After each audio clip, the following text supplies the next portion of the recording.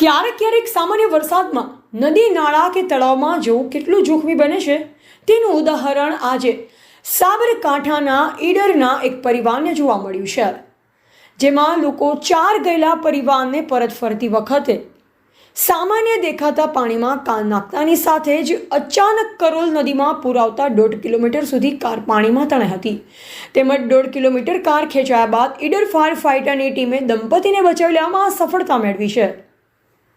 સાબરકાંઠાના ઈડરના વડિયાવીરથી કડિયાદરા જવાના રસ્તા ઉપર કરોલ નદી આવે છે, જેમાં ઈડરનું મિસ્ત્રી દંપતી ઈડર તરફ આવી રહ્યું હતું. જે દરમિયાન અચાનક કરોલ નદીમાં ભારે પૂર આવતા કાર 1.5 કિલોમીટર સુધી નદીમાં તણાઈ હતી. જોકે સદનસીબે કાર પલટી માર્યા વિના 1.5 કિલોમીટર ખેંચાઈ હતી. જોકે 1.5 કિલોમીટર બાદ અચાનક પથ્થર આવી જતા કાર રોકાઈ હતી. કાર રોકાતા પાણી કારમાં ભરાઈ ચૂક્યું હતું.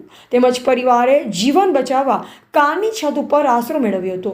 તેમજ હિંમત દાખવી સ્થાનિક ગ્રામજનોને મોબાઈલ નંબર આપી તાત્કાલિક ધોરણે સહાય મેળવવા જહેમત આદરી હતી. સાથોસાથ સ્થાનિક ગ્રામજનોએ પણ વહીવટી તંત્ર સહિત સ્થાનિક તરવૈયાઓને વિવિધ પ્રયાસો શરૂ કર્યા. તો સાથોસાથ ઈડર નગરપાલિકાની ફાયર ફાઇટરની ટીમ પણ તાત્કાલિક ઘટના સ્થળે પહોંચી, જ્યાં તેમની સૌપ્રથમ દોરડા વડે પરિવારને સુરક્ષિત બનાવ્યું તેમજ પતિ પત્ની બંનેને સુરક્ષિત બહાર લાવ્યા. જોકે બહાર આવ્યા બાદ પરિવારે સ્થાનિક ગ્રામજનો સહિત વહીવટી તંત્રનો આભાર માન્યો તેમજ સદનસીબે જીવન બચ્યું હોવાની વાત કરી હતી. જોકે સામાન્ય રીતે વરસાદી માહોલમાં સૌથી વધુ એલર્ટ મોડ ઉપર ફાયર ફાઇટરની ટીમોને રહેવું પડતું હોય છે, ત્યારે આજે ઈડર નગરપાલિકાની ફાયર ફાઇટરની ટીમને વડિયાવીર તેમજ કડિયાદરા ગામની વચ્ચે પસાર થતી કરોલ નદીના પરિવાર ફસાય હોવાનું ધ્યાને આવતા તાત્કાલિક ધોરણે ઘટના સ્થળે પહોંચ્યા હતા. તેમજ ઘટના સ્થળે પહોંચી પરિવારની દોરડાથી સુરક્ષિત કરી હતી. સાથોસાથ દંપતીને હિંમત આપી સુરક્ષિત રીતે બહાર લાવ્યા. જોકે આગામી સમયમાં અન્ય સ્લેબ તેમજ પાણીના પ્રવાહમાંથી પસાર થતા લોકો માટે જાગૃત રહેવા તેમજ પાણીમાં પ્રવેશતા પહેલા જાગૃત રહેવા અપીલ કરી છે.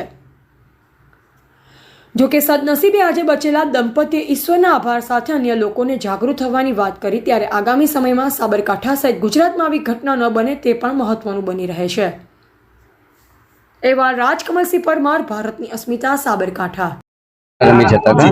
એમાં આ જે બ્રિજ છે આપણે વડિયાવીરથી બ્રિજ, એ વખતે એક ગાડી આગળ નીકળી ગઈ એટલે અમને લોકોને એવું કે નીકળી જશે ગાડી, તો અમે અંદર ગયા. ઇમિડિયેટલી થોડુંક પાણી વધી ગયું એટલે સહેજ વાર ઊભી રાખી, પછી તો ફ્લો એકદમ વધી ગયો.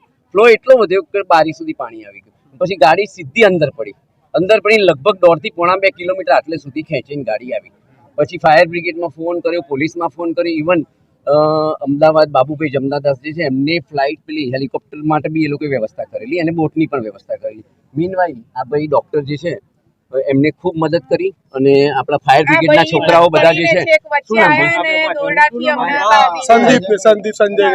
સંજય ને એ લોકોએ ખૂબ અને બીજી વસ્તુ ગામના સરપંચ કહો, પ્રશાસન કહો, એ લોકોએ બધાએ ખૂબ સારું અને ફટાફટ ત્વરિત તમારા શબ્દોમાં કે એવું કામ કરેલું છે. કોઈના માટે કોઈ જ અમને રિઝર્વેશન નથી કે આ ખોટો છે.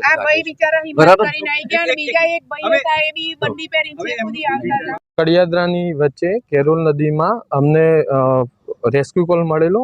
એક ફેમિલી 4 વ્હીલ ગાડીમાં, બ્રેઝા જેવી કોઈ ગાડી હતી, એમાં ફસાયેલા હતા અને એ બંને વ્યક્તિઓ ગાડીની ઉપર બેઠા હતા અને પાણીનો પ્રવાહ ખૂબ જ વધારે હતો અને તેમને બંનેને સહી સલામત રેસ્ક્યુ કરીને બહાર ઈડર નગરપાલિકા ફાયર ટીમે કાઢેલ છે.